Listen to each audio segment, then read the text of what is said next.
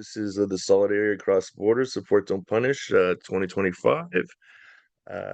My name is Andre Selinsky. I'm from the Reclaim Collective, and I'm going to pass it over to Tunegra from the National Harm Reduction Coalition to do a quick global acknowledgement. Thank you, Andre, and thank you everyone for being here. I'm going to share with you a place baseline acknowledgement for today. As we gather across many lands and territories, virtually and globally, we take a moment to acknowledge that all of us are connecting from places with complex and often painful histories. We recognize that many of the lands we inhabit have been shaped by legacies of colonization, conquest, displacement, and systemic injustice. In some places, these histories involve the dispossession and erasure of Indigenous peoples whose relationships to land, culture, and community predate national borders, and whose rights and sovereignty are all still being denied. In others, colonialism may have taken different forms through empire, forced migration, extractive economies, or ideological domination, which leaves lasting harms. We also acknowledge that the systems shaped by colonial and imperial power, including racism, capitalism, and punitive drug policies, continue to marginalize communities around the world. People who use drugs, Black and Brown communities, Indigenous peoples, migrants, and those living in poverty often face criminalization, surveillance, stigma, and violence instead of care, dignity, and support. These injustices are not only historical, they are ongoing realities. They manifest in the uneven access to health, safety, housing, and freedom, which they often intersect. Today we honor the resistance, resilience, and wisdom of those who have been harmed by these systems and continue to challenge them. From grassroots drug user movements to Indigenous land defenders, from racial justice organizers and community-led harm reduction practitioners around the world. As we gather today, we commit to approaching this work with humility and awareness. We acknowledge our different positions in relationship to privilege, power, and oppression, and we hold space for both our shared struggles and the unique contexts that shape our lives. Let this acknowledgement not be a formality, but a call to a deeper reflection, solidarity, and action towards justice, healing, and collective liberation wherever we are. Thanks, Tunegra. Yeah, that was beautiful. Thank you, So Tunegra. so I'm just going to talk a little bit about how this event came together. There's a few folks on this call who I met at various webinars and just various gatherings, whether they be within the borders of Canada or international. And I just really felt that there was a need for folks to come together within the harm reduction community and for there to be more dialogue, from folks within it, from different regions, so we could share our stories. The way that the war on drugs impacts folks in different regions, different municipalities, different provinces, different countries, it can manifest in a whole bunch of different ways. And, particularly with Support Don't Punish Day coming up in 2 days, I thought it was really important that we talk about how, support manifests itself in different regions around the world and how, punitive measures and punishment manifests and most importantly, how we can come together as a global community of people who use drugs, harm reductionists, activists, advocates, clinicians, academics, and so forth, and do what we want to do and make some changes to the status quo.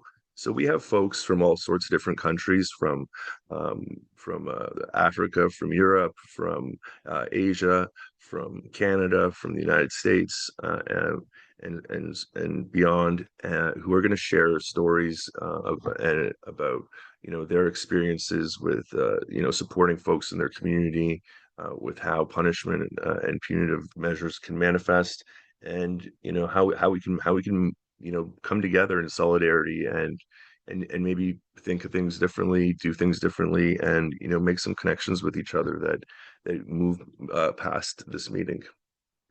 Tanya's going to talk a little bit about the Reclaim Collective. Yeah, go ahead, Tanya. Thanks, Andre. Yes, hi everyone. My name is Tanya. I am coming from Guelph, Ontario, in Canada. I am one of the co-founders of Reclaim Collective. There's four of us across Canada. Andre, you've met. Jen and Lauren will say hi in a minute here.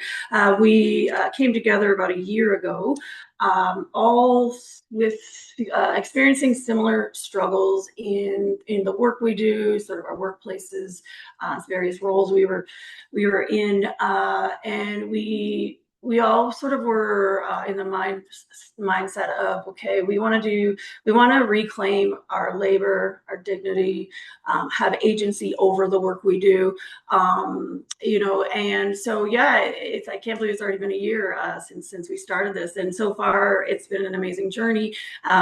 We have done some projects, and we've done a lot of great. Had a lot of good experience so far with Reclaim. A few of the things that we do, that our work is consulting, assisting with research, training, and speaking engagements. But yeah, I'm going to hand it over to. Sorry, one more thing I want to add though too is mutual aid. So a big part of we really believe in giving back. So. Any monies we earn, we do give some back as mutual aid to our communities whenever we can, however we can. So I believe that's an important piece of what we do as well. I'm going to hand it over to Lauren and then Jen to say hi. Welcome everyone. Lauren, pronoun she, her. I am residing on Treaty 7 Mohkinstsis, that's Calgary, Alberta. It's so nice to see all these folks from all around the world come together and unite against failed drug policies globally. I am also in Reclaim. Tanya, good summary. And I'll be doing the Q&A at the end. So if you want to just throw questions in the chat, I'll keep track of them, and we'll come to them in a bit. Thanks, Lauren. Jen, want to say hi quickly? Hi, everyone. My name is Jen McCrindle. Pronouns are she, her. I'm only here for about half an hour, so I won't take up any time talking about what I do. I'm co-founder and one half of the communications team with Lauren for Reclaim. Thank you. Thanks, Jen. And yeah, just one thing I kind of wanted to add to what Tanya mentioned about Reclaim is just we really when we formed Reclaim, we were really looking for kind of new and different ways for folks with lived experience and uh, folks who use drugs to kind of come together and organize. And I think it's what we kind of put together has been really special, and has been really supportive for I think all the folks involved. And we work with other folks. It's on various projects, and it's just really been a joy. So yeah, I think that it's also important, just in the spirit of this gathering, to think about new ways to kind of organize and come together.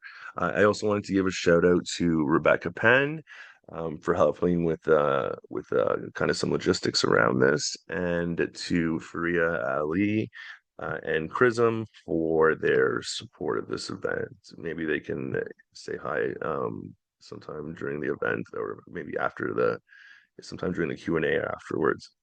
Okay, so I'm going to throw it over to Tanagra from the National Harm Reduction Coalition to say a few words. This was kind of originally started to come together when me and Tanagra had a conversation at the end of a webinar. And yeah, and Tanagra is going to introduce the first speaker. Thank you, Andrew. Yeah, I was really excited when you reached out via email and we connected, and you started sharing about the work that you do, and your vision for this process. And I think now more than ever, it's so important for us to be able to come together in spaces like this to discuss what we can do and how we can do it, and how we can learn from each other, and how we can support each other in the spaces that we're in, to continue to fight against ill-conceived, harmful, destructive policies, including drug policies, and also to think about liberation. what does our collective liberation mean? What does the liberation of our people and our communities look like? And what are the threads that we can pull from together to be able to continue to support each other and help each other also face the incredibly harmful and difficult times that we are living in. I think that joy and resistance are the ways to move forward. And so for me, when I was thinking about this process with Andres, I was just really excited that we were able to come together in this space to have this conversation. So now, and it's an honor for me to be here in this space with all of you and learn from all of you. I have the privilege and honor of introducing the first person who will be speaking. Their name is Gaby Zavala Aleman.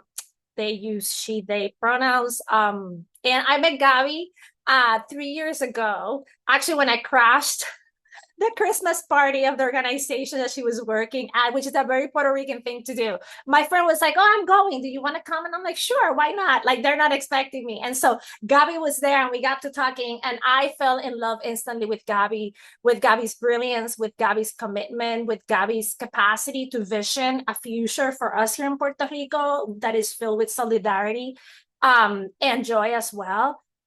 You have Gaby's bio, so I'll just name, I won't read it to you, I'll just name that Gaby's not only an amazing harm reductionist, also I share with them our social work background and our vision of working from a liberatory social work perspective.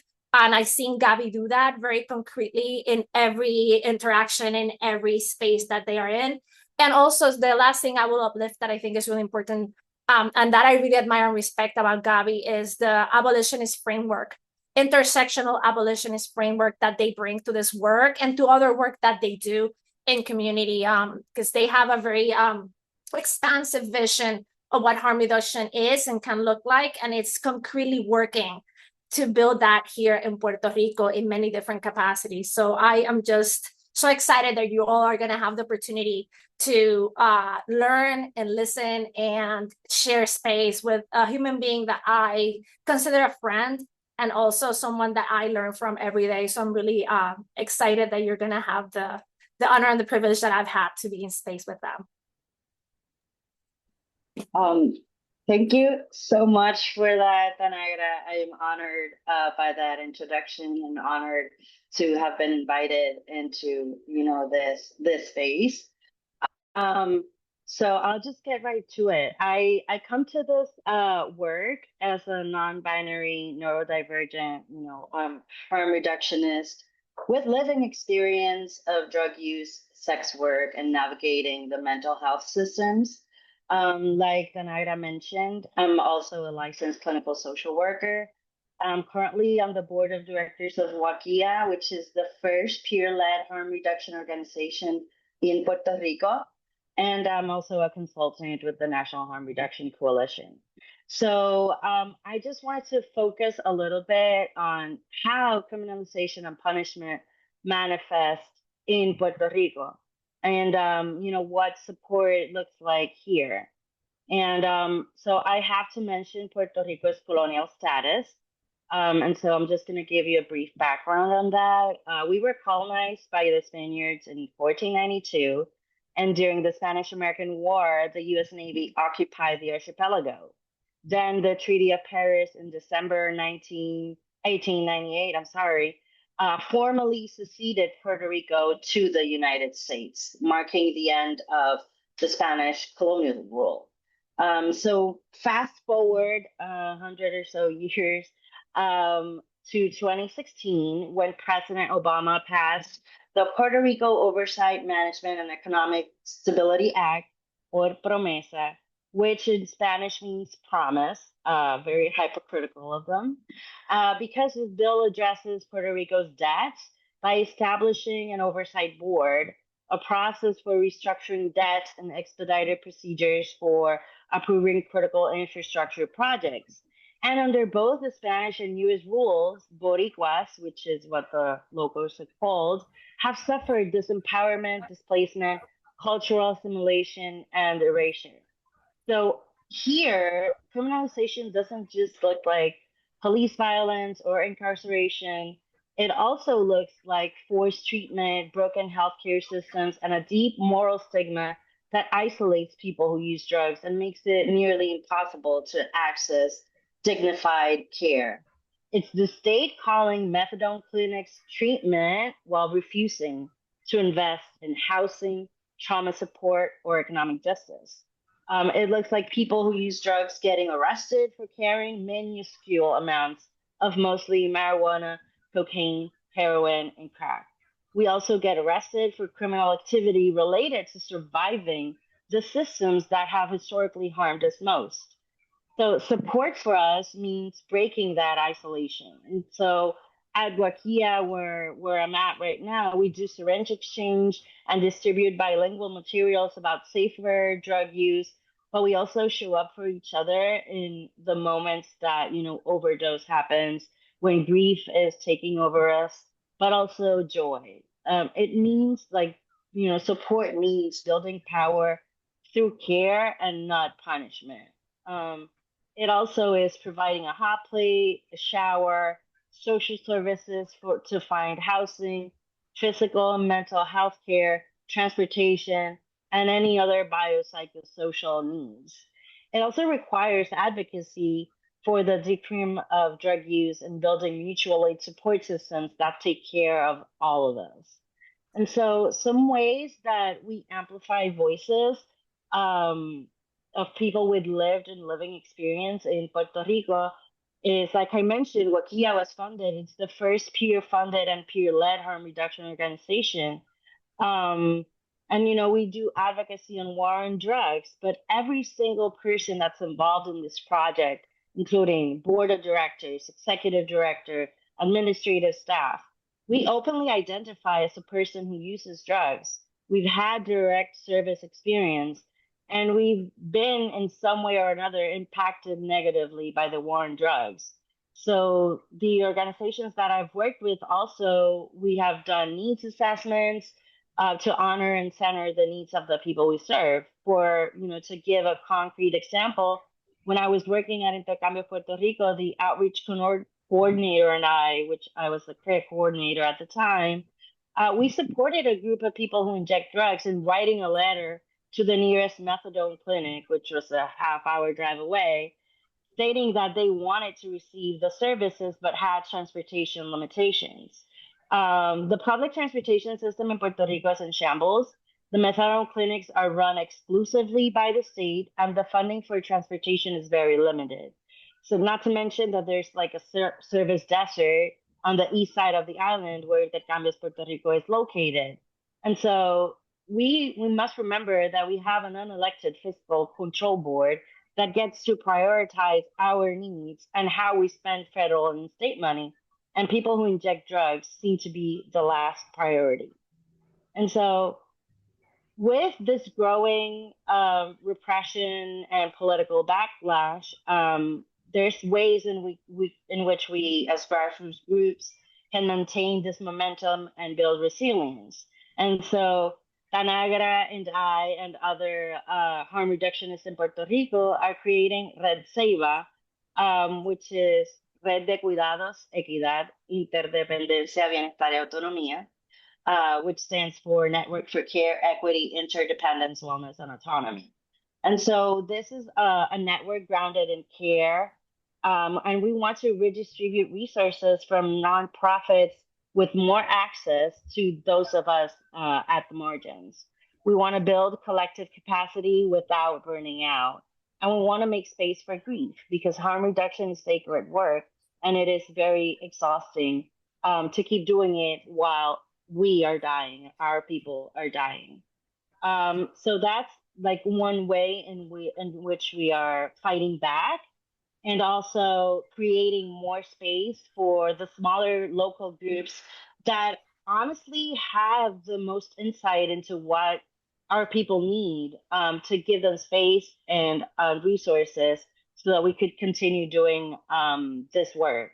And some strategies that have worked in our community to do this pushback against stigma and misinformation about drug use is education, Also, self-disclosure, although in social work we are taught that we are not to self-disclose, I really push back against that because if you can't empathize with people and let them know that you've had living or lived experience, then how are we going to connect? And honestly, people don't take you seriously unless you've had lived experience. So I feel like that's really important.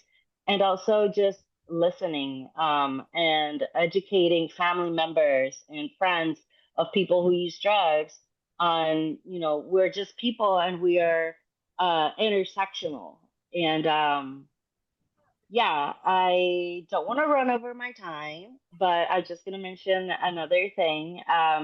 Solidarity to me means standing with each other and not over each other. So it requires to move from allyship to material support, and it requires us to abolish the prison industrial complex, the mental health industrial complex, and just abolish the systems that have caused us real harm. And so here in Puerto Rico, we've learned that resilience doesn't mean enduring harm. It means refusing to be erased. And our communities deserve more than survival. We deserve life, pleasure, safety, and autonomy. Thank you.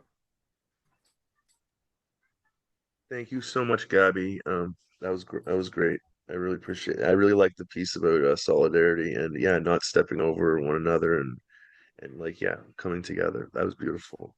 Next, we have and we'll have an opportunity for questions and answers, of course, at the end. Please feel free to share it in the questions and answers section or in the chat.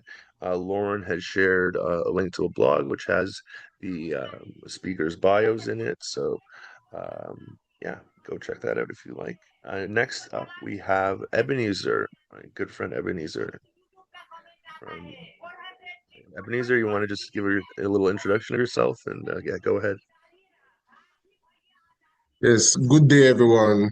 My name is Ebenezer Chukwu, and I'm representing Shara Initiative for Development and Innovation, a drug harm reduction focused organization here in Nigeria. So let me give a brief background about Nigeria. So Nigeria is an African country situated in the western region of Africa and is home to over 200 million people. So it's a vast, it's a country with a lot of people. It's actually the most populated country in Africa. So it means that there are diverse people with diverse um, challenges and issues that they pass through as pertaining to drug-related issues. So when it comes to Nigeria, we face challenges that are unique, that I can say are different from what our contemporaries in other countries face. So currently, as I speak, the policies and the laws as pertaining drug use is actually a strict one. It's actually very punitive, and it includes imprisonment and as worse as the death penalty currently. So people who sell drugs, who sell the illegal drugs, when caught, they can face as much as the death penalty. So that shows the extent which the country is in currently. And that's the situation with most African countries as well. Most African countries face the same issue as well.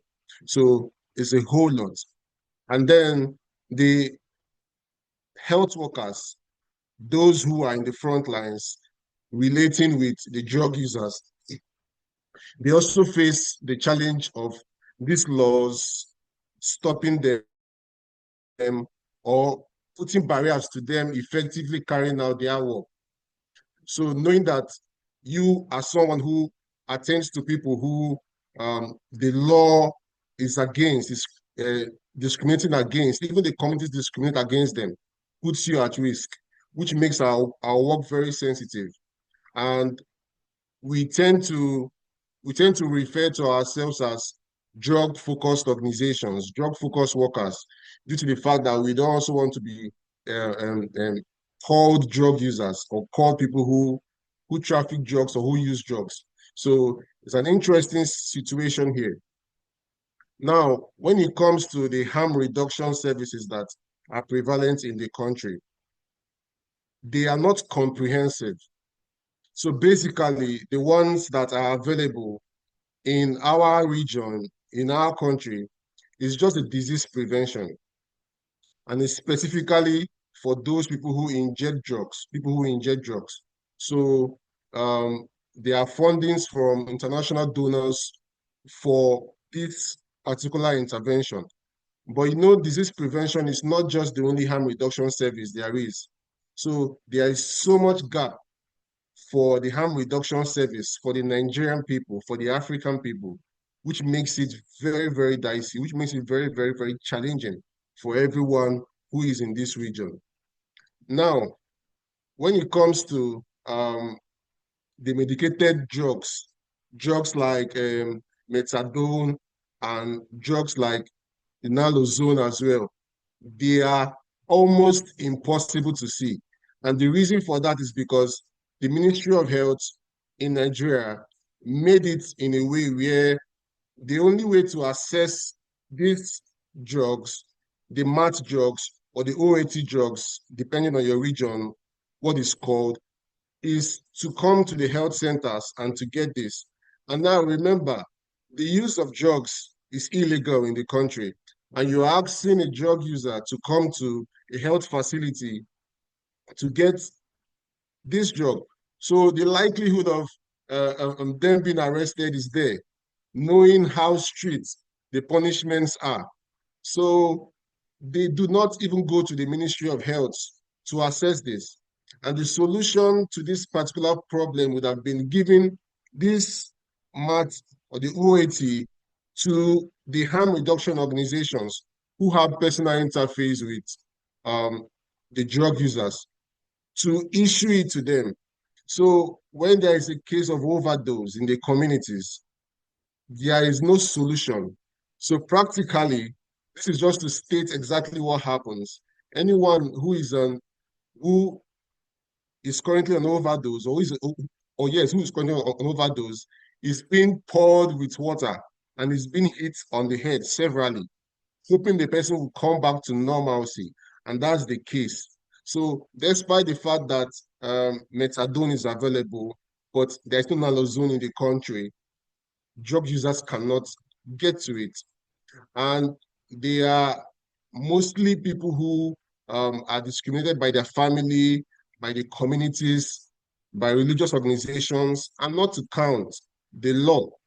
So they are found in places that are hidden, they hide themselves, and as health workers or harm reduction experts who go to meet them, we have to interface with them before we go to build a soft landing because they don't trust who we are. They don't even know if we are on the side of those who are perpetrating these punitive laws or not. So it's an interesting situation here. So, but the change that we make has been a gradual one. And we can boldly say that we're making that change step by step. And the first change that we have done so far is to implement a law or a policy called the VAP law.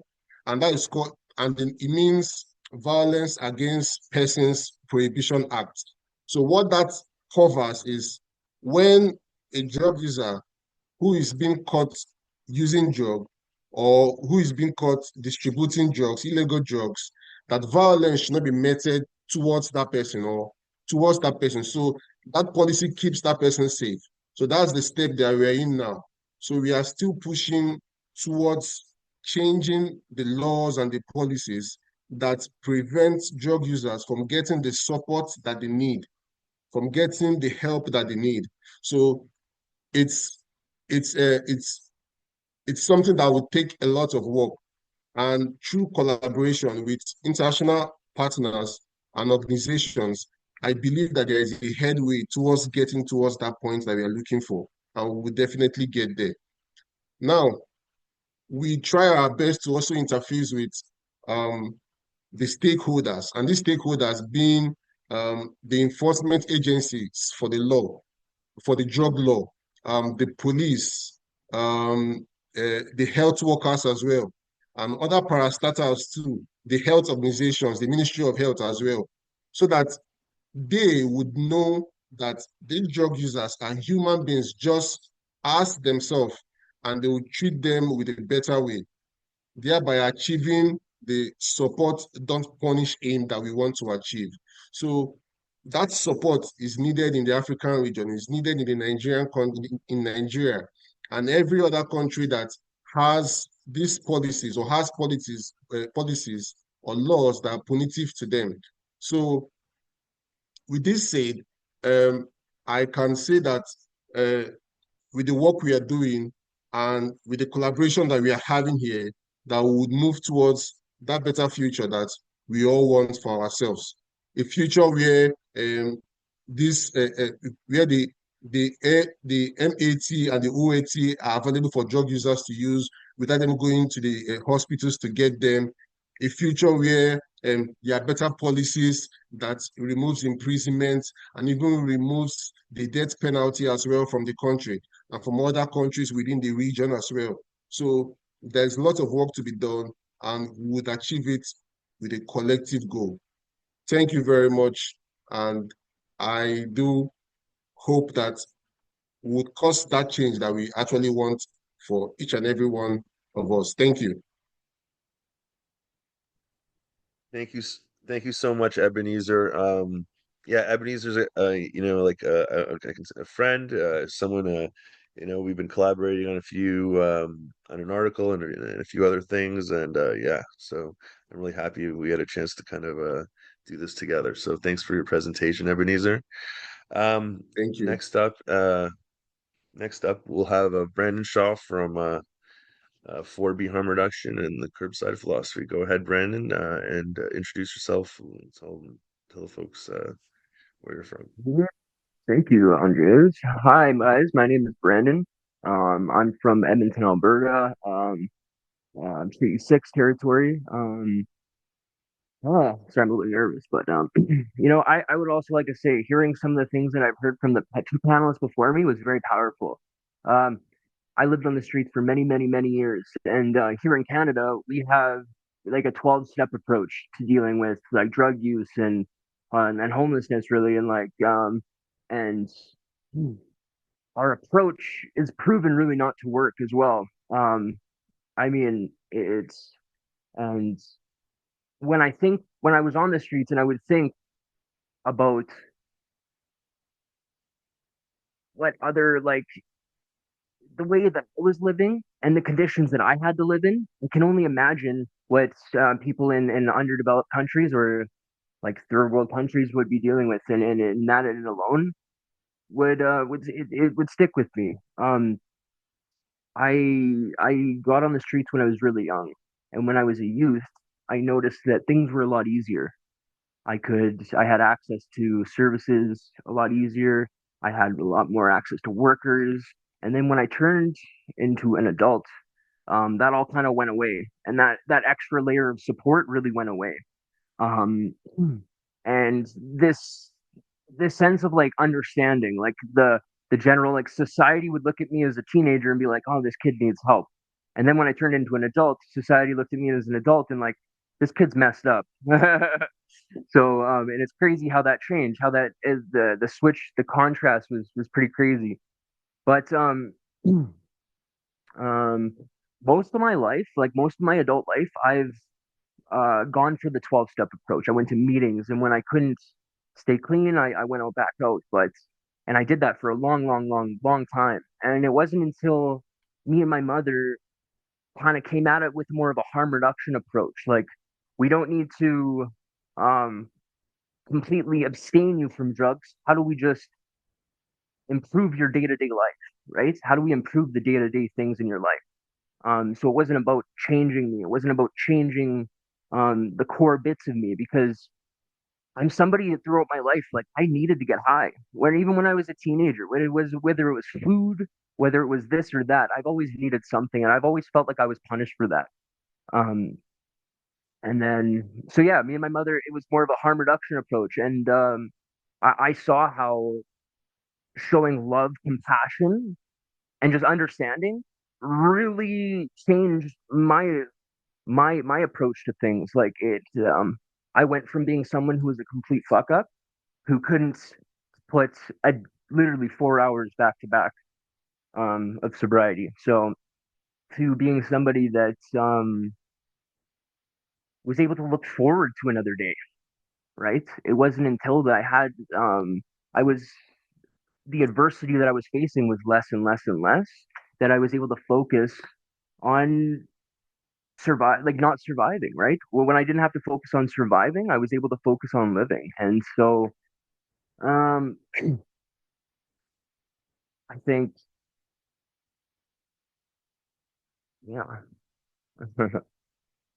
I You want to talk a little bit about what you do with 4B harm reduction in Yeah, Edmonton and that's what just I was kind of just like about the getting to. landscape there? Yeah, 100%.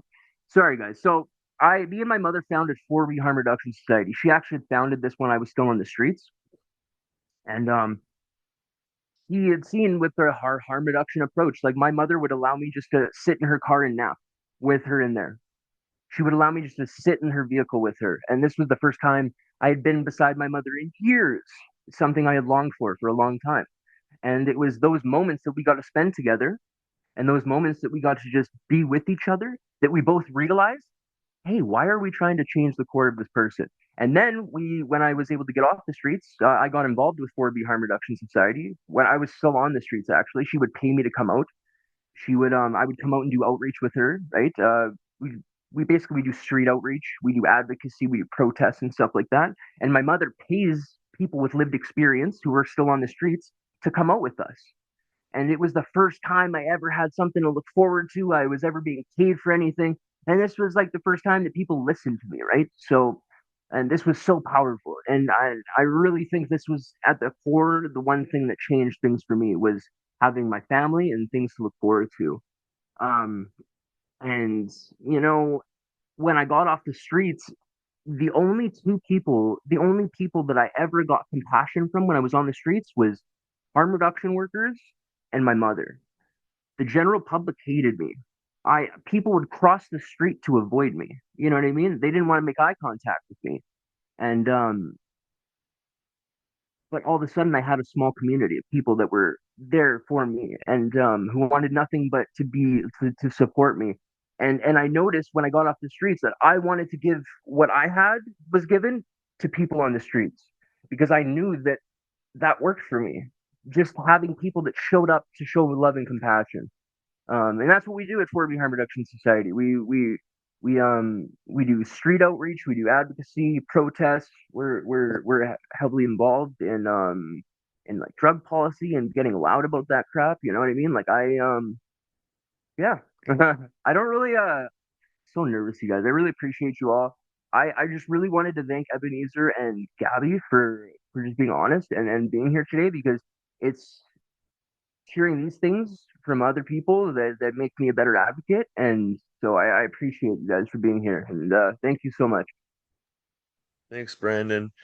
Yeah. Lauren, my colleague Lauren shared in the chat. Brandon was recently featured on an episode of Crackdown podcast with Garth Mullins. So if you guys want to check that out, it's in the chat. Brandon, thanks for joining us today. Mm-hmm. Yeah, we had a little shuffle in our with a couple panelists, so Brandon was able to kind of jump in and help us out here. And yeah, he also has a great a great uh, YouTube.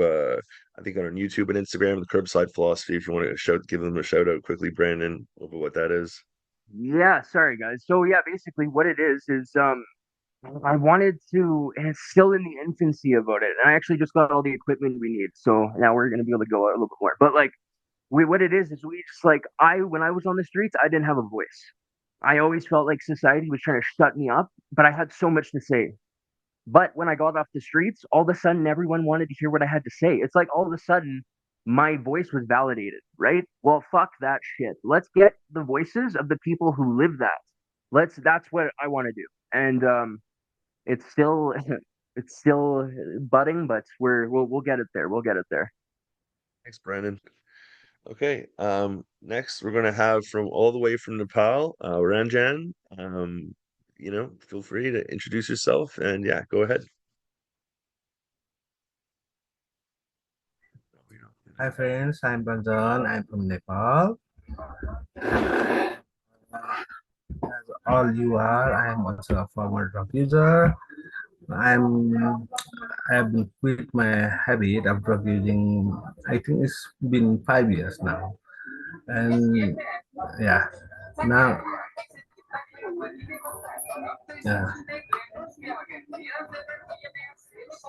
okay. Sorry, Ranjan, Uh, there's some allowed, could you turn, is there something playing? We can't hear you. okay. Please, thank Just give me a you. minute, okay? Thank Okay. you. I'll see. Now look, in Nepal, we have quite a different scenario than us, like European country, American country, and other country.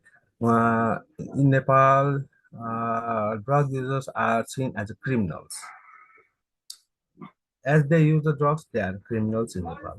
And we have a law like that of using drugs. You are going to the prison for 3 months, 3 months to 12 months, and if you are found in dealing anything like that of drugs, you'll go for maybe 15 years. Just we have a different law for different types of drugs. We in Nepal, we use pharmaceutical drugs like buprenorphine, diazepam, and all that sort of things, and tablets and all those.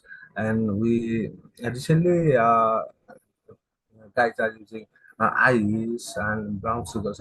Brown sugar is from the beginning in Nepal, and the country have to different sentences for different types of drug use. Like if you are found with brown sugar, you will go to the jail for 15 years, and you are forced to pay at least $500,000 to the government. And if you are with the pharmaceutical drugs, you will be a sentence of 2 years. It's according to drug, it's quite different now. And yes, we have programs for drug users and uh, like sort of harm reduction, needle syringe program. The government is supporting, but not with their funding, but in the support of any others funding like a global fund, like UN AIDS, UNDP, and they support to drug users, but not sort in every step. No, they support in just taking methadone, just buprenorphine, and all that sort of things. So if you are found carrying your stuff outside, even methadone or even buprenorphine, which are in legalized and the government is giving, you will be sentenced to the prison. And it's quite different scenario in Nepal. And I think sometimes I think I should born in Europe, and I think Canada, in America, so we have a human rights there. No, in Nepal, for drug users, there is no human rights, no health rights. You will go to the prison. Even how you will go to prison, you will do anything. No, if you caught with something illegal drugs, you will go to prison. It's very different scenario in society. Nepal society is very conservative. They don't think that it's his behavior, all that. They said in Nepali language, I'll show you. They say "tyabe." No, the guys who take the tablets, they will say "tyabe," and those who inject it, and they say, "Oh, that's this drug user," and all sort of. It's a low level. That what we call low level language they use to them. Now, yeah, from at least 2009, I think we have certain kinds of programs for drug users like NSCP program, which lead to the reduction of the HIV transmission and harm reduction, hepatitis C to drug users, but not at all. It's not enough in Nepal. I think we should have a much integrated program and comprehensive package to the drug use. Yes, we have choices. Nepal government is not doing anything to the drug users. It's those NGOs, those private and private company or certain kind of NGO. They open their rehabilitation center. As he said, the Brandon said, two listed programs. No, yeah, they go through the narcotics and programs and make some lives easier. But as you know, there are only a 10% success, I think, through touristic programs or through that is I think it's only a success of 10% or more, maybe less than that. So there should be choices to the drugs, is my opinion. We should support it, but our government is not like that. I have been working in this sector for the past 2 decades, and I have not seen even each government, each party government, each political parties who are coming to the um, power, they are showing any soft corner to the drug users, to their family, other things. We are very much hated. We are very much discriminated in this society. Even if, in my experience, when I was using drugs, uh, I went to the shopkeeper to buy something cigarettes or alcohol, and seeing me, he just hide his chocolates bottles from here and there, and I thought, oh, what kind of person I am I? So, looking at me, he is hiding his chocolate bottles. He thinks that I'll steal those and sell them for my drug use habit. Yeah, there is a quite a different scenario. So I feel lucky. If I was born in European countries, no, European American countries, yeah, yeah. Talking about programs for drug users, we have programs now. From late 2009, Global Fund have been supporting to Nepal for the programs, but there are lots of gaps. There are lots of gaps here. I have used funding of support on funds for 2 years also. Being as the chairperson of my organization, I have been supported by support on funds, and we have also given certain times of short times of later short times of demands of ours to the home minister, but it's no use. We are using fund, we are doing, but the outcomes are very less. Nepal is very scenario is not, bro. Everyone, those who use drugs, Nepal is, I think, it's the worst place to the people who use drugs. And previously it was a so bad place to the person who was infected with HIV, hepatitis. There are so much stigma, so much discrimination to the people. Yes. Now it's quite good, but also not good. Yeah, let's go with that. I think to support we have to change our government policy for drug user behavior, I think. And for that, I think we have to do a lot of work here. Now we are doing outreach work, BCC awareness, and a civil program, method and maintenance program, OST program, but I think it's very less. We should have to cover the more and more areas of Nepal. Yeah. So I think Andrew, Ajay, you have given me a right place. Thank you. So I have to share these things to all of you, and I think it's all I can say to all. Yeah. If you have to time, if you came to visit Nepal, then please meet me. I'll be your host. Thank you, Ranjan. Okay. I'll be your All right. host. Yeah. I'll take you I'll take you to places, everything, and you will be my guest. You'll be my guest if Thank you you need so to be much, traveling. Okay? Ranjan. Greatly appreciated. Um, I'm thank you, booking my Andrew. flights. I'm booking my flights. Right? Reclaim trip. You Let's go. can come. You can come. You will be my guest. Totally my guest. I'll take you everywhere I like. You're very kind. Thank you. I'm very brave. okay. Mhm. Andrew, thank you All right. for giving me this platform, Andrew. And thank you so Of much, course. Andrew. Thank you. Yes. Okay, All right. Andrew, Cheers. you can go. Yes, yes. I have to send these things. Yes. Okay. All right. Thanks. Thank Thanks, you. Ranjan. So we're going to take a 5 minute, Andre, 5 minute break, 5 minute break, Okay. and then we'll continue. So everybody, yeah, Yes. Yeah. do what you Go to need the to do for bathroom, the fill up next. your water, whatever you need to do, have a smoke, and yeah, Okay. just we'll Let's take have a maybe 5 minute breaks. Okay. just a few minutes. Yeah. Okay. Okay, Okay. see you guys Okay. in 5. Thank 5 you. minutes. Okay.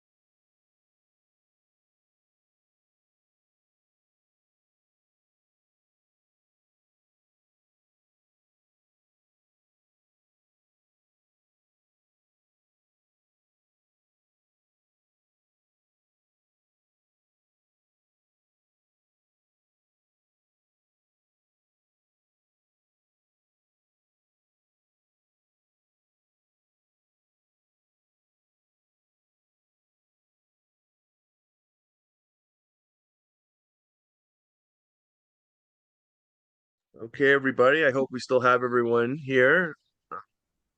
Let everyone trickle back in here. And next up, we're going to have Ann Livingston. I'll just give everyone a minute to rejoin. And yeah, don't forget, throw your questions in the Q&A. And if you want, direct it to a specific speaker or direct it to, the whole group if you like. Yeah.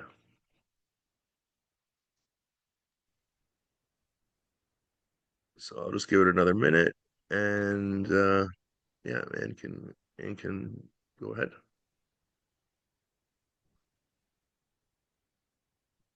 Right now? Yeah, go for it. Yeah. Go for it. Okay. Good. So, my name's Ann Livingston. I am from British Columbia. I I'm not a person with lived experience. I'm a community organizer, and I started working with people who use drugs in 1995, which I think gives me 30 years. I'm currently 70 years old. And anyway, I'm organizing in Nanaimo, which is on Vancouver Island currently. But I most recently then was working in Surrey, which is a very large suburb of Vancouver. And that group is the Surrey Union of Drug Users, and they've continued on. I co-organized initially in, I guess, 1996 or 7, actually 98, I think was when we got registered as a society, the Vancouver Area Network of Drug Users.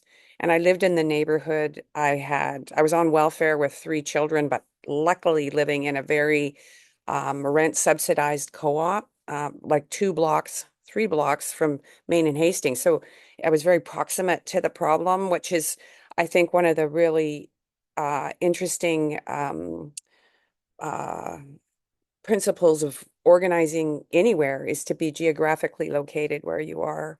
Can be all theoretical, but you got to be on the ground in that neighborhood. They need to see you as a friend and a colleague. Actually, they don't actually have to like you, but often it's friendship. But even if they don't like you, you're a colleague and you're working together in a community, because each community has its own resistance. In Canada, what we've experienced is kind of announcements that we're going to take a harm reduction approach.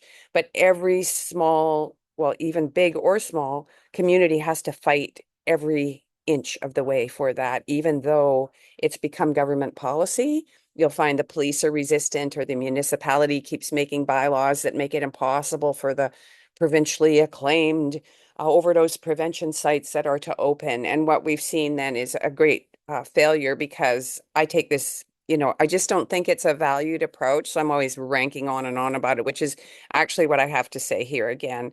And I think that the way I've come to this work is that organizing the people most affected by this so-called problem is basically the only way that you're going to get anywhere. You may get somewhere with new services, proclamations by the government that they're taking a harm reduction approach, kind of this kind of the police being all kind of social workers in blue.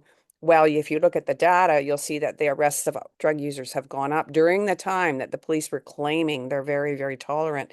So you always have to go back to the actually fact-based, become really astute at understanding the statistics in a neighborhood, not the narrative.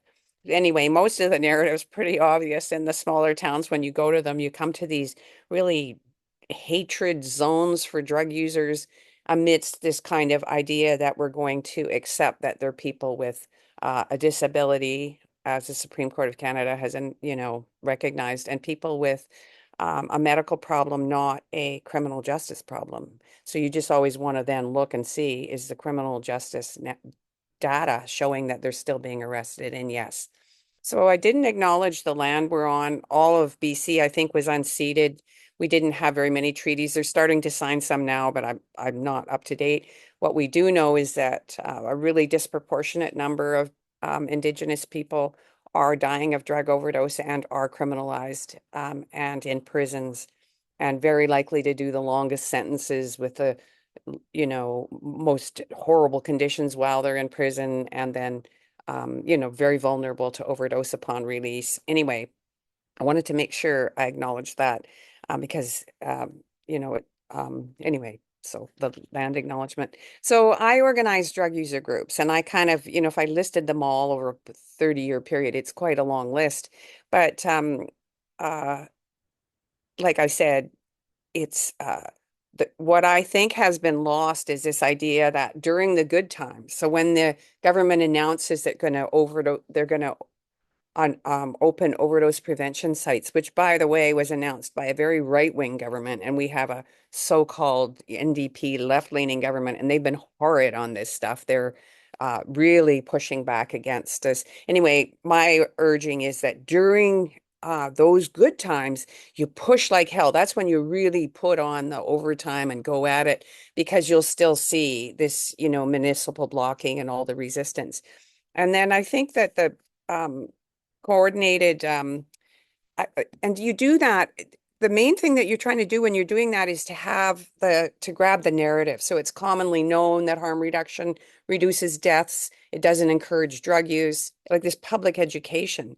And that's where we really failed, because we lost the narrative, I think, mostly during COVID. But then you'll see these elections go on provincially, municipally, and federally here. And then the main thrust of the messaging is who hates drug users more, like a little, and meanwhile, Canada's got this massive homelessness problem. We've got probably very, very high unemployment, and so they avoid the real bread and butter topics of the day by focusing on, those people that you see that are homeless, they're all addicts, and they conflate homelessness and addiction. They've also put all sort of substance use disorder, which you now have to say instead of addiction, which is fine with me. But anyway, that they've conflated it with homelessness. So if you see a homeless person, that's an addict. And I think the other thing that's really hidden from the public is that many people I know are on barred lists. They can never go to treatment. They're considered treatment resistant or too dangerous to detox. And this is a very secret list that the public doesn't know about. And it needs to be understood by the public that the same people that, they sort of use as a poster boy to get their funding for their next sort of half-assed, is now it's involuntary care. The kindest thing you can do to someone is to lock them up and force treatment on them. So which of course we have tremendous evidence to show that that really is ineffective and very damaging to people. So we get the political wins that come through. And I think my frustration is after many years, I mean, we've seen, I experienced a whole backstepping and harm reduction during Stephen Harper's era. And the main thing was just the drug users hold the line, hold the line.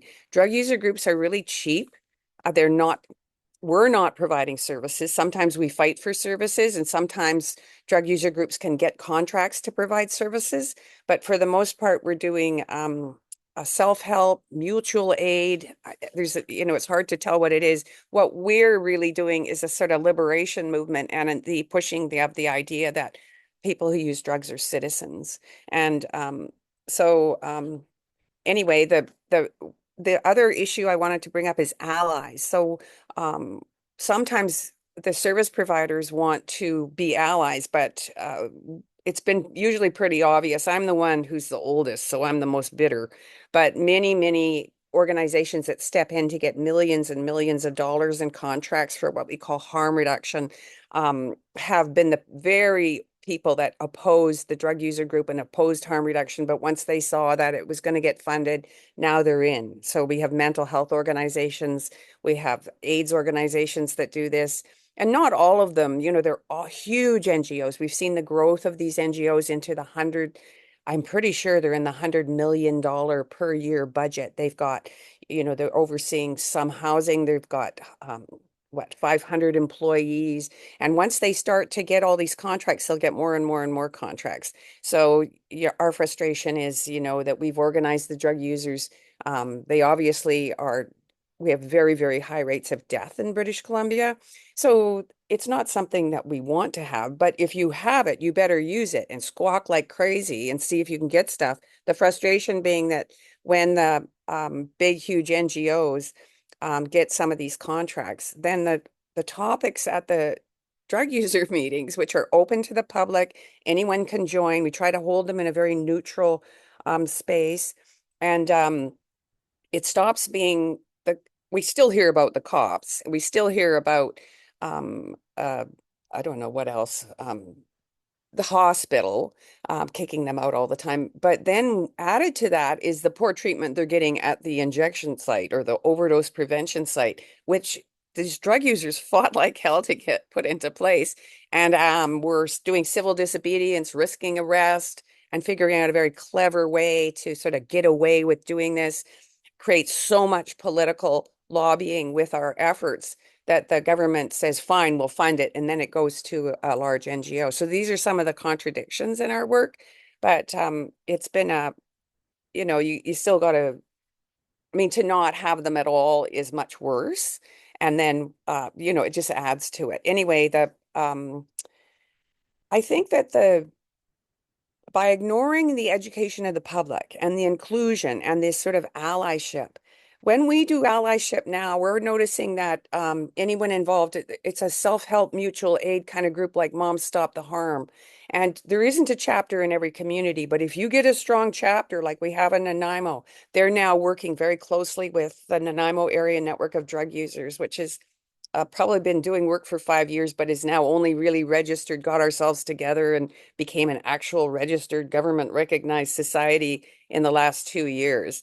And now suddenly the doctors in this town, I don't know where they came from. Boy, I say the most terrible things about doctors, so I'm a bit embarrassed, but they started to put up a smoking tent. Here, we don't have so much injection drug use anymore. We certainly did for many years, and there's still injectors, but everyone's smoking the drugs, which has added this real complication to any facility for drug use because you have to have a ventilation system. So, and there's a lot of public drug use, people smoking outside. But anyway, so the hospital, the doctors got really pissed that there's no place for people to smoke drugs at the hospital. So they're still doing civil disobedience.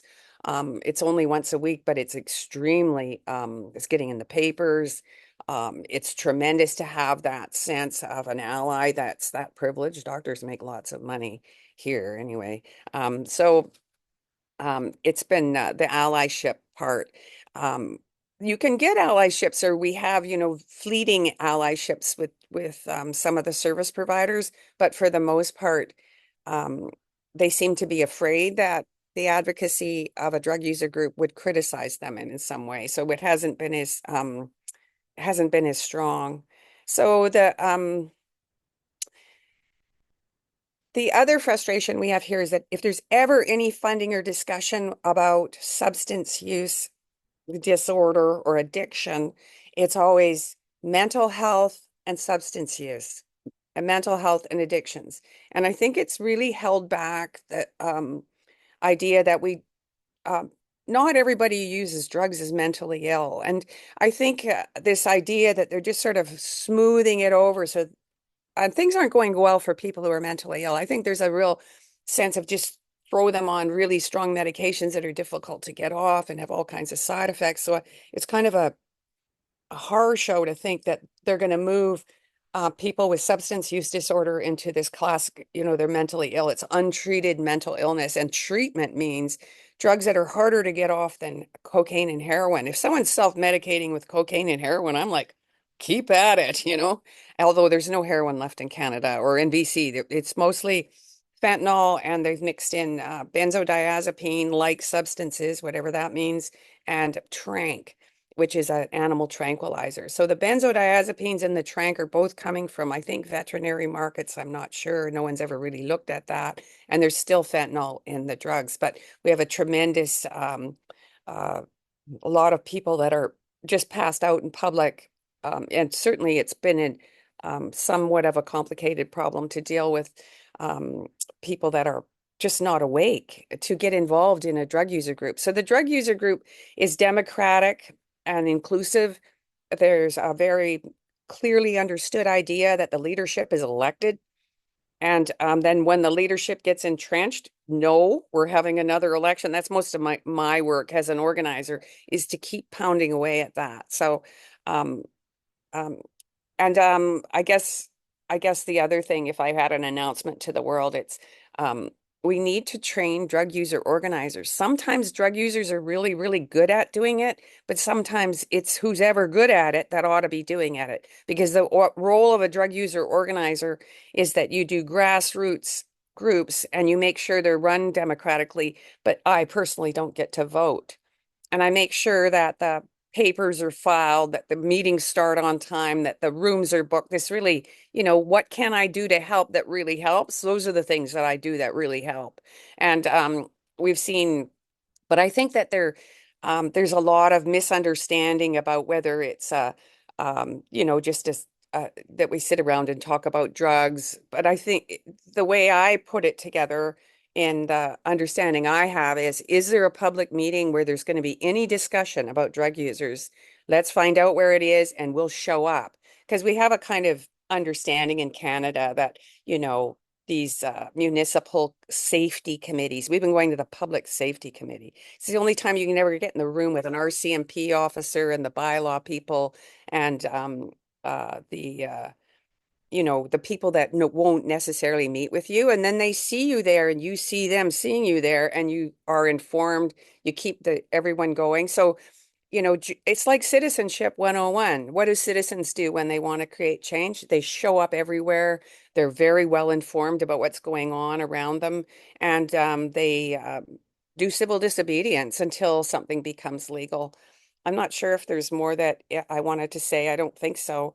And the only addition is to the my personal involvement with people who have substance use disorder, I think is another, it's not a qualifier necessarily, but it puts me in the category of someone like Mom Stop the Harm. To raise a kid with someone who's, any minute you could get the phone call that they're dead, because that's how it's working in BC.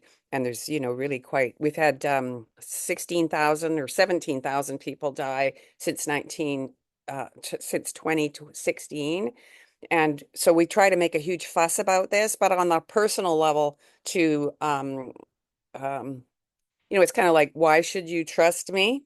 Well, just go on my record, but I also am right cheek and jowl with the problem, like on a personal level. And so that's my presentation. Thank you. Thanks so much, Anne. Thanks for being here. Next, we have Tamás Kardos from Hungary. Go ahead, Tamás. Hope I said that right. Hello, everyone, and thank you for the invitation. My name is Tamás Kardos. This is how it's pronounced in Hungarian. And I'm a drug policy expert at the Hungarian Civil Liberties Union. Now, I decided to read my presentation to cover all key points and allow some time for the Q&A. So I will discuss how Hungary has transitioned from an evidence-based drug policy to a populist and punitive approach that impacts not only the individuals who use drugs, but also who speak out on their behalf. And I have to admit that as a Hungarian, it feels strange to represent the whole European continent where there are so many good practices in drug policy. But unfortunately, the Hungarian practice is not one of them, but rather sets a warning example. And here's a paradox to begin with. Hungary is currently the only EU country with no valid national drug strategy. But yet, in April 2025, a ban on all drug-related activities was added to our constitution, and that includes the promotion of drugs, a vague term that doesn't even exist in our criminal code. So what we are witnessing is the criminalization of both drug use and public discourse about it.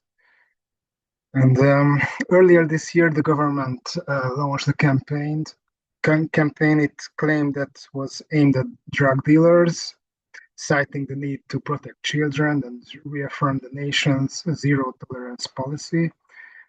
And now we can see that in reality, it has mostly targeted young users. Police raids have returned to clubs and public spaces, people have been stopped and searched on the street and humiliated, sometimes for nothing but wearing colorful clothes that aroused suspicion. And there was a case that one man was beaten to death by police during an identity check because he had some drugs with him. And the official investigation declared the use of force was proportionate and professional.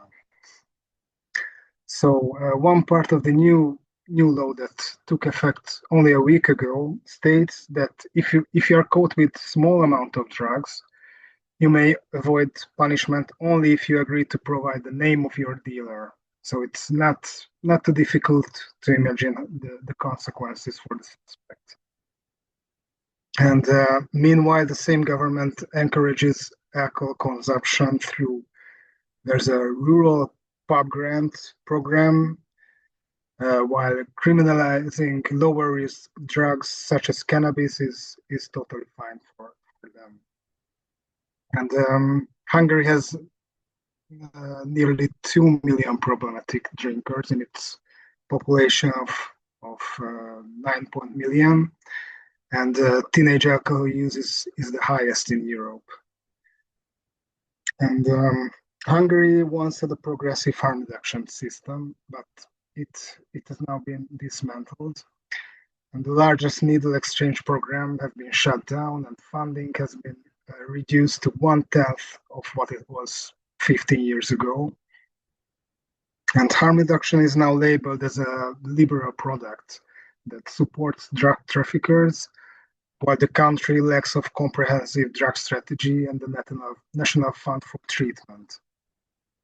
And meanwhile, the professionals face ongoing attacks from the government, and harm reductionists are also being targeted. So rather than investigating in improving public health, the government is trying to convince people that strict action will effectively address the drug issue, but it won't, of course.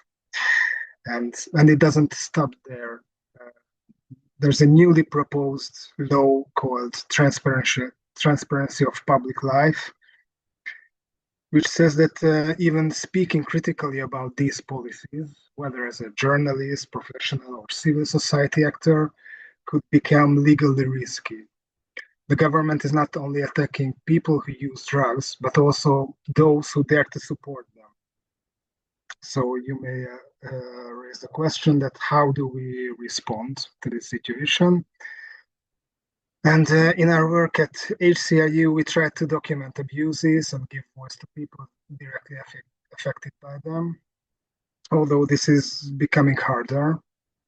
We also organize events, publish reports, and use international platforms call attention to the situation. So, and this presentation is one such opportunity, and I thank you for that.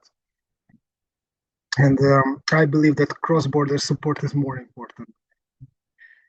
And it was remarkable to see that by early June this year, 116 NGOs from 47 countries expressed their concerns in an international open letter regarding the Hungarian government's war on drugs. And what we see in Hungary today is a troubling example of how populist regimes use moral panic, child protection rhetoric, and criminal law to distract from systematic failures, and how harm reduction becomes a scapegoat once again. But even in this climate, we continue to speak out, and because we know that silence only feeds the system and solidarity is what breaks it. Thank you. Tomas, thank you. That was powerful. Thank you for being here today. I'm sure there'll be some questions I certainly would like to ask a little bit more about with the situation in Hungary. Next we have Katie Simon. Can you see me? Please go ahead. Yes, we can. All right. Yes. Marvelous. Okay, so hey, my name is Katie Simon, she, her. I'm a leadership team member of National Survivors Union, the United States National Drug Users Union.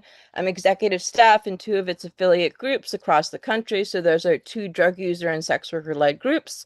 I'm also a research assistant at the Yale School of Medicine, working under Ryan McNeil. So he's one of the makers of Crackdown. Yay, buy Garth Mullen's book, seriously. And he did not pay me to say that.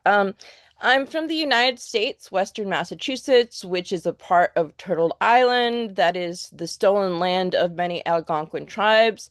And I'm someone with living experience of opioid use and methadone treatment for decades. And I was a low-income motel escort for about 20 years. What I wanted to talk about today is the dire situation that the U.S. drug users movement is in. Not to compare to many countries in the global south and elsewhere, but still terrifying. Now that the U.S. and how the U.S. drug users movement and harm reduction organizations are starting to fight back, even as we just stabilize to survive. And finally, why international solidarity is important now more than ever. So just to give a little bit of context, while the capital D Democrats had continued to deport migrants at an unprecedented rate last year, and they were supplying the weapons for the Israeli genocide of Gaza, so they were continuing to hurt our communities intersectionally. On the one single issue of people who use drugs because of the overdose epidemic, we're really making strides in partnerships with federal public health agencies. I was part of the Substance Abuse and Mental Health Administration's Harm Reduction Steering Committee, which published a harm reduction framework, and for the first time created a grant for harm reduction activities. And as you may know, methadone regulations had remained static in the US for basically 40 years until COVID, limited to draconian clinics originally designed to punish and surveil Black inner city opioid users, which most people experience too many barriers to attend. Um, and these regulations were temporarily relaxed during COVID. Our advocacy with SAMHSA helped make these relaxations at clinics permanent. Even buprenorphine dispensing was limited, and SAMHSA and even the goddamn DEA helped make COVID relaxations on buprenorphine permanent too. So 5% more people who could benefit across the country were able to access opioid agonist treatment. I could go on and on. I mean, basically, National Survivors Union and another drug user-led group, Peer Network of New York, were having ongoing conversations with the National Federal Institute for Substance Use Research, NIDA, after we had a listening session at the International Drug Policy Reform Conference at the end of 2023, with 60-plus drug user organizers present. We demanded meaningful participation and co-leadership of research in our own population, and the agency, NIDA, did an environmental scan on how this could be accomplished. They advertised a people with lived and living experience work group for meaningful recommendation on this, and also put out a request for proposals for something we had wanted for years, a research center for community engaged research and substance use research. Of course, this all came crashing down with the new administration. Suddenly, NIDA sent us a form letters saying that the people with lived and living experience work group wouldn't be able to take place, and started canceling grants that had anything to do with trans people or people of color. There was talk of merging the agency with the National Institutes on Alcoholism and Mental Health. One week, SAMHSA wanted to embed harm reduction principles in every aspect of their work, treatment, prevention, and recovery. The next, they could barely talk to any of us or any external partners. And it sounds like now they'll be merged with the Health Resources and Services Administration and to create an entity called AHA. Sorry, I can't resist this joke, but like, why would you taint a one-hit wonder that way? Like, Take On Me? Come on, anybody? I could go on, but the most important thing here is the money. You see, while so many private grant cycles closed during COVID in the US and other places, US harm reduction programs became dependent on federal and state money and private foundations dispersing federal funds. During February, suddenly the private foundations which disperse federal funds paused contracts. They didn't bother to communicate with us that this was to check over their contracts to make sure that there wasn't any DEI-ish, that is diversity, equity, and inclusion language, which the new which the new administration hates and believes is fraud in their crusade against people of color. They just did it with no communication to us about when this would end. We worried about how we would take care of our participants, offer the same services that we offered, and help keep them alive in the country that began the global drug war. To this day, there are many direct federal and state grants that remain frozen for drug user led, as well as many other harm reduction organizations. And here we're talking about grants that have been awarded before the new admin was inaugurated. It's hard to imagine what will happen this next time around with these grant cycles. And funders are so integral for us since many of us had to learn nonprofit administration skills on the fly just to save our communities' lives. The technical assistance that they offer is almost as important as the money. I don't think that we were wrong to take government funding in these last few years. Many of our larger syringe service programs and drug user health hubs wouldn't have survived at that point if we didn't. The thing is, we can't go back to a pre-2020 funding environment. It just doesn't exist. The private grants that were active then are just, they're defunct now. But something one of us said still lingers in my brain. They said during during a meeting about the funding freezes, it's a good thing that this happened 3 or 4 years into dependency on government money by harm reduction, not 20 years into it. The U.S. harm reduction and drug users union movements for most of their existence have worked on very little, with other directly impacted people helping each other as best they can on a shoestring. We have the skills to go back underground, the skills to do little with much. That's all stored recently in our institutional memory. I've had European colleagues say to me that while in many countries there is a huge state harm reduction apparatus, it positions people who use drugs as passive recipients of services, not agents, not advocates. Fortunately or unfortunately, we don't have that problem. The horrific living conditions that we're seeing on the ground now, the proliferation of drug-induced homicide laws, is mostly because of the defunding of states and municipalities, or even state policy before the new administration. For instance, in my local mutual aid harm reduction and advocacy organization for housing insecure sex workers who use drugs, we're seeing more housing insecurity than ever now because not only did the governor change shelter stays from 9 months to 6 months, they're funding fewer and fewer shelters. More than half of our directly impacted staff, not just our base membership, have experienced grave housing insecurity this year. Also, municipal governments feel emboldened by the Trump rhetoric to act in ways they never would have before. Our new police chief actually said, we're going to be scrutinizing nonprofits who, quote, enable in the name of compassion. It's coming. They came for the trans people first, to paraphrase that poem, but so many of us are trans people, and Trump speaks about what to do with houseless people who use drugs like he's imagining an open-air Victorian work camp. Robert F. Kennedy Jr., the none too stable head of Health and Human Services, who you may have heard about, praises methadone, but just slashed a huge program for naloxone. It's impossible to understand what the whole of his drug policy may be. We are living in a state where a public health evidence base on harm reduction spanning decades has somehow become a matter of opinion, and a partisan matter of opinion at that. And that's why we need you now more than ever. We desperately need to keep channels open so that we can exchange information in these most dangerous times. We need our combined knowledge to survive. Input has dealt with administrations genocidal to people who use drugs, such as Burma and the Philippines. While our contexts are different, we can still learn so much from each other. I remember first being able to travel once the methadone regulation relaxations took effect, and the transformative experience of being dosed by a French mobile unit for methadone when my plane was delayed. No having to call my clinic, no layers of bureaucracy, just a doctor who looked at my bottles and treated me like a human being and an adult. Walking through a curtain into another dimension where I can be treated more like a human being reminds me that that's even a possibility. Learning about repression in other countries allows me a relative viewpoint which otherwise wouldn't be possible.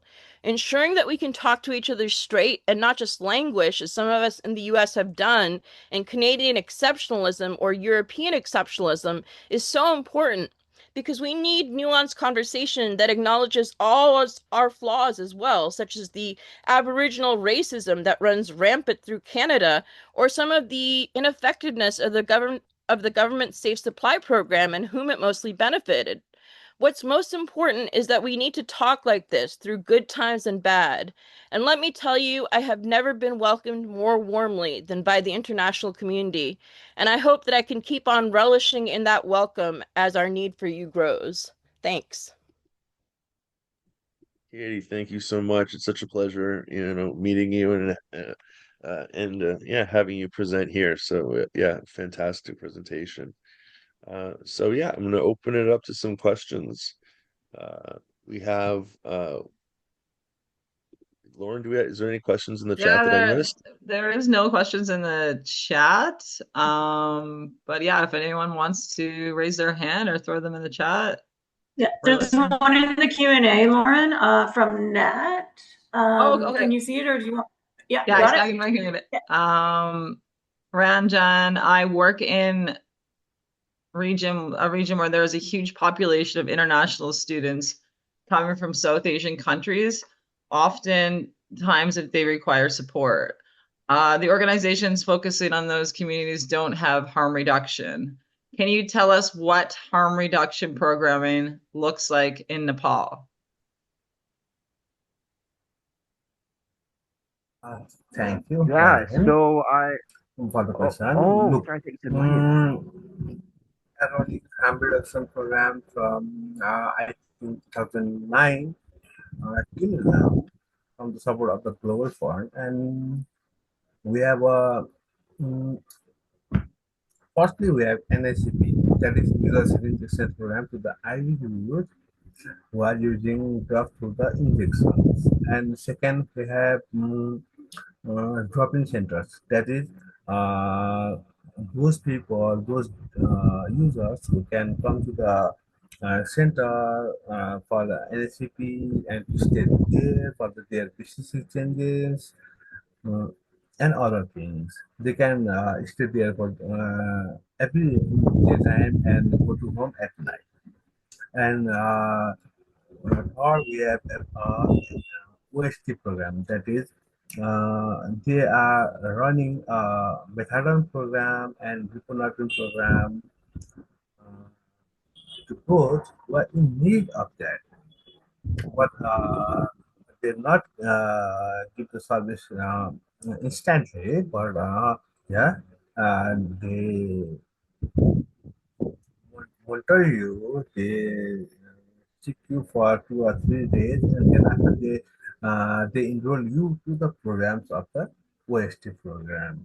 And I think DAC, NSCP, OST, and another thing is awareness program. Mainly is awareness program, and when the drug users are in DICs, we provide, provide them with information, education, communication.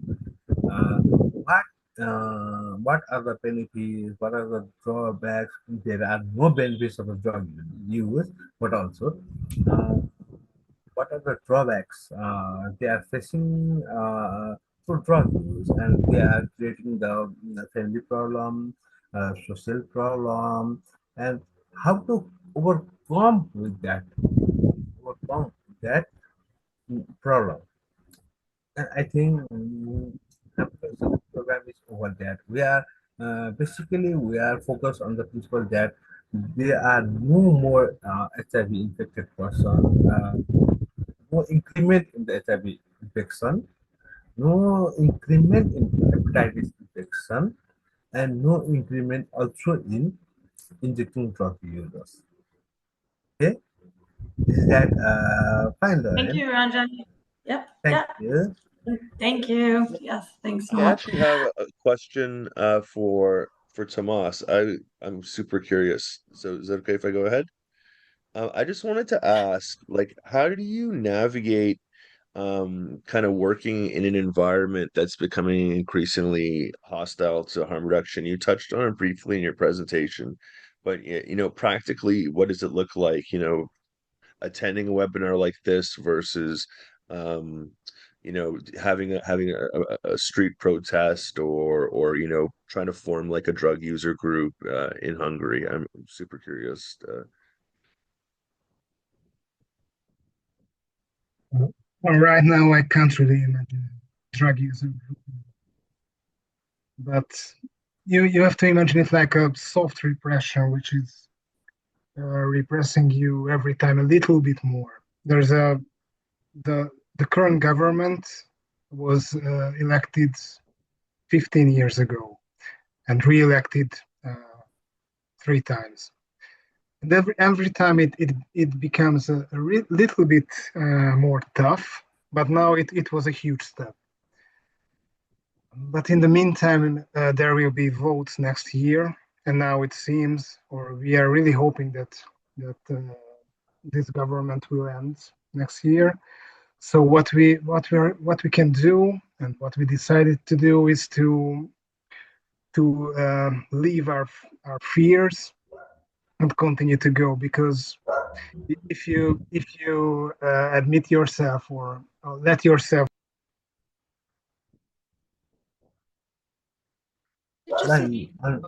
No, Yo, you got muted there, Tomas. you mute it. Tomas, could you unmute? Sorry. Now I'm unmuted. How long did you hear me? Yeah.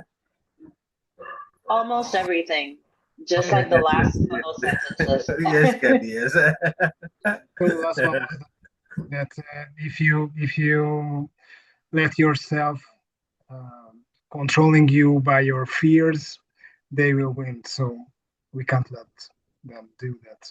We are still in the European Union, so we have allies, hopefully. Thank you, Thank you Tomas. so And much. I see two hands, Anne and Gabby. I just wanted to quickly say that the Surrey Union of Drug Users, Surrey's 30% South Asian, and one neighborhood is 60% South Asian, and Surrey's like, I don't know, over 500,000 people. Like it's a major city. And the group was able to use the data from the health department. And you got to realize that what really magic happened in Surrey was the organizers, who were also researchers, are South Asian women, and they're just like magic. I'm telling you, gorgeous, smart, like whatever. They can they can take over the world as far as I can tell. But anyway, they got some funding, and I think it was even might have been called research funding from a foundation, and they were sending bodies back to India from these overdoses. So I know what Nat's talking about. If you talk to Surrey and find out the Sudu, I'm not like central in that group anymore. Surrey Union of Drug Users, try and Facebook message them or message me and I'll get you their phone numbers, because it is in neighborhoods with huge South Asian populations. They were using opiates in India, and then they get here and it's this fentanyl thing. You know what I mean? Anyway, it's a just saying, call me. Thanks, Anne. Go ahead, Gabby. Yeah, so I just wanted to kind of like speak to what Catty. I'm sorry, I'm mispronouncing your name. It's okay. It's my Russian Jewish immigrant mother. She misspelled Kathy on my Kathy. kindergarten enrollment. It's Katie. Oh, Katie. Okay. Sorry, Katie. No, I was just you were mentioning how SAMHSA released a harm reduction framework. And so that was really, I think that was 2019, if I'm not mistaken. And that was really helpful. Was it 2019? It was, I believe it was 2022. I'll find it and I'll link Oh, it okay. here. Oops, Yeah. sorry. But the thing is that that was really helpful for programs in Puerto Rico to, kind of have that evidence base and have a reference from, our colonizers and to be able to get that federal funding. But it was like, I think it was 2 years later, because it happened in February 2024, our health department put out a letter saying that harm reduction was now the official health department framework. However, I worked with the health department at some point, like an admin job, and none of the things that they're doing are harm reduction or evidence based. I mean, they have this program which is somewhat works with I don't know what they're called in English, navigators, just like social workers that link up people to services that they might need. So they go do the outreach, but they're always pushing for abstinence based treatments or like communities, you know, and it's hypocritical that they would say, "Oh, harm reduction is the way," and now they're not doing anything about it, and it is very discouraging because now we have funding cuts and we have a very conservative governor that is very much aligned with Trump, who is also cracking down on immigration, people who use drugs. And I just wanted to kind of like put that out there, that the things that happen, you know, like material, like concrete things, like policy that happen in the US impact us directly. And it's like a trickle down economy because we never get the same amount of money, millions of dollars that or billions that other states get. And if we were a state, we would be the poorest state in the United States. However, there's nothing being done to kind of combat, you know, the 46% level of poverty that is Puerto Rico, basically. I don't want to turn this solely into a conversation for the United States and places Yeah. that the United States has forcibly colonized, but I gotta say, like, you know, that harm reduction money was more of a dream than it was ever reality. Um, you know, the first year it went to a tribe, you know, an indigenous tribe which desperately needed it, and then it went to one of the largest harm reduction organizations, one in DC, which started as a sex worker and drug user organization, HIPS. Um, but mostly it went to organizations that had never practiced harm reduction before, or it went to those organizations that created, you know, subcontracts with drug user-led grassroots harm reduction organizations. And also, I will say, like, you know, that you know, document, I do consider that a win because it's like the government saying this is what harm reduction is, and it's an incredibly actionable document for a federal government document. But it isn't saying this is how you should always do things. It's saying if you want to be counted as harm reduction, this is what you should do. And, you know, like we had to take out the word sex work altogether because it was an existential threat to the document, even though we were pushing and pushing and pushing for it. So even before all of this, we had trouble with these federal partnerships. Like, you know, actually working more closely with them, it gave me two realizations. One, that they were people just like us, but two, that they were just as evil as I thought in some ways, you know, because these were people that could think in terms of like losses of hundreds of lives, you know, as like as being on the downside and then go home and have a good night's sleep. And some of them were trying really hard. Some of them were people with lived experience themselves were trying their hardest to advocate for us. But yeah, it's not like, you know, there was some perfect prelapsarian era before Trump and suddenly everything was cool, you know, everything was horrible, you know? That is not like the binary that I'm trying to illustrate here. And I don't think that's what came across, by the way. Okay, cool. Yeah, but I do want to agree with you that like that money was a double-edged sword, and then they, you know, they stopped it like after 2 years. So yeah. Yeah, we certainly experienced similar kind of things in Canada. Thank you guys.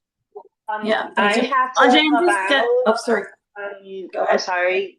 I have to hop out. I have a medical appointment. This has been a really powerful space. I appreciate all of you, and thank you very much for having me as a guest. Thank you, Gabby. Take care. I was just noticing the time, so it's a 10 to, we have 10 minutes left.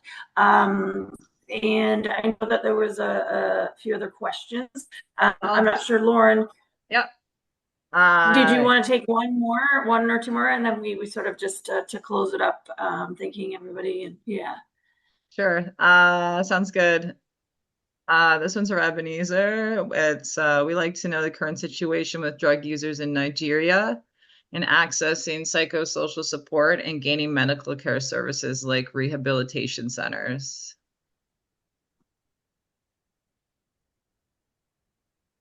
Okay, so when it comes to Nigeria, as pertaining psychosocial support, it's not really a full-blown solution.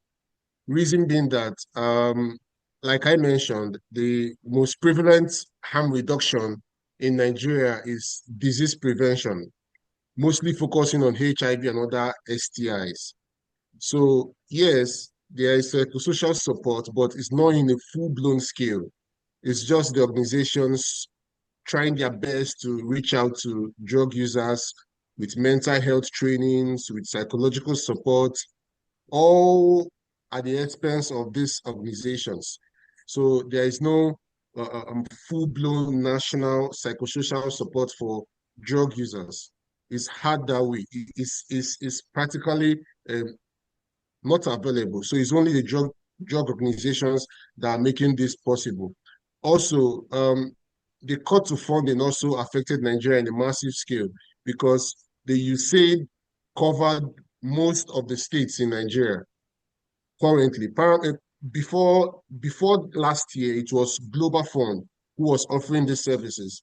But from last year down to this year, it was the USAID who took over to cover most of the states. So after the funding was cut in February, it has resumed back to a dire situation, just like it was prior to Global Fund coming in with these solutions. So currently, the psychosocial support is actually in a low stage, but there are organizations like Share Initiative and other organizations out there in Nigeria that are carrying out psychosocial support to drug users, reaching out to them in their bunks. So where drug users are found, we refer to this as bunks. Bunks is where you can find them. A place they hide, a place that is safe for them, free from discrimination, free from stigma, free from the law that is always chasing them or finding them to cause a punishment or harm to them. So we go out to these bunks, we go out to this place where we can find them and offer the psychosocial support that we can. But we hope for collaborations to make psychosocial support in a full-blown scale to reach out to the drug users in Nigeria. Thank you. Thank you so Thank much, you so Ebenezer. much. Do we have time for one more, or? Yeah, we have one more question. It is, can anyone speak on any insight into how to get support from people who don't use drugs or very privileged drug users in regards to destigmatization or changing public opinion to pressure legislators? Or if there's problems with that approach, what are they? Would anyone like to speak on that? Does anyone have thoughts on that? Even I just wanted to say that during the times when we've had huge public support, it's because we were able to really get the data and say how much dollars is being spent on policing and what the outcome is, and then show the research that every drug user's interaction with policing and jail actually increases all the problems they're going to have getting housing later, or ever just the trauma and more drug use or whatever, just whatever we can get out there as research. And I think when people find out involuntary treatment in British Columbia, the stuff they have in place right now costs $1,500 per person per day. And I just, I want to tell taxpayers that. And we know it doesn't have good results. It would be one thing to spend a ton of money, but and get something. So I think the follow the money thing is very, very important, but and follow the research so that you really have the social research. I think we have a lot of research, and we're somehow unable to get it out there to the public that safe supply does save lives. They've just gone hysterical on safe supply here, which impacts 5% of the 225,000 drug users. The other thing is to keep calculating the amount of money in BC alone, just BC, with what it's 42 kilograms a day, 100 pounds a day, $42 million a day, 1.8 billion per year. That's what's spent on drugs just in BC, which is quite a small population. And you say to the public, you think you can get rid of that by putting more border guards up? Like, because they're manufacturing, this whole education around that there's no heroin and cocaine, well, there's cocaine left, but there's no heroin left. And it's all these manufacturing big plants that they're finding in remote areas of Canada, British Columbia and Alberta specifically, and they're exporting to New Zealand. And it's very, very difficult to get this message out. And then there's no arrests. Cops run around arresting people for, fuck all, and just dragging. Every court case has 25 court appearances. Do you know how much that costs? And then who is the person they're arresting? 25 foster homes, followed by Juju, people that are so fucking marginalized. They've probably been banned from detox. Just saying, I think that's the perspective, and I don't know how to. I think it's going to be social media. We used to have newspapers, and now they're just all, you can't even, whatever. Just the whole change in the communication is grabbing that narrative, talking to the public directly. And you don't have to be opinionated about it. Just give them the facts, and then they'll have to draw their own conclusion. I will say that a while ago there was, I know, oh, we have like 4 minutes left. I will say that a while ago there was some discourse about like, should privileged people who use drugs, quote, come out? This was happening around the time in Porto. Carl Hart made a call for it. I would like to remind everybody that Carl Hart, though he is a black man in America, he is a black man in America who has tenure at Columbia. So like, I think maybe the best strategy for privileged people who use drugs might be not to come out, might be to preserve your privilege as much as you can so that you can leverage that privilege to help people who are out who do use drugs, because the vast majority of the time we don't come out, we're outed, by government, by incarceration, etc. So Well, thank you so much, Katie. That's a great place to stop. Thank you so much, everybody, for today. I feel honored to share this space with all of the speakers and all who have joined us. A quick plug, I'm not sure if Rebecca's still on here. We co-facilitate the Substance Use Health Network Community Practice on Thursdays at 1:30 p.m. EST. I don't know if we could plug that in the chat quickly. If not, Substance Use Health Network, just Google that and you can find the registration there. But that's it for me. Go ahead, Andre. Thank you, everybody. Thank you so much for joining us.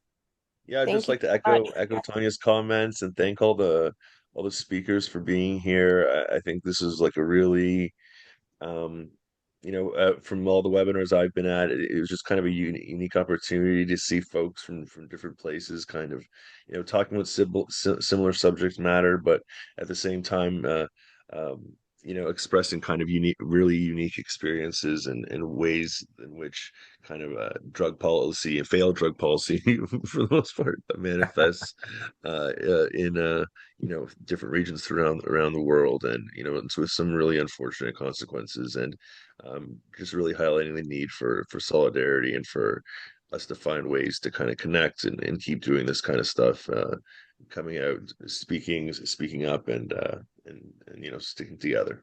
So, on that note, we'll close out. I want to thank again the Substance Use Health Network for helping out, and CRISM on the Ontario note of CRISM for their support of this event, plus all the orgs that these great speakers represent.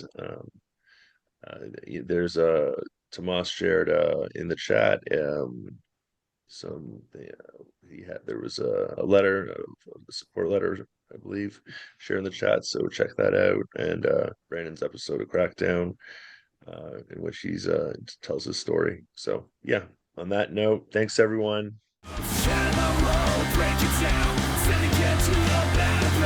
This ain't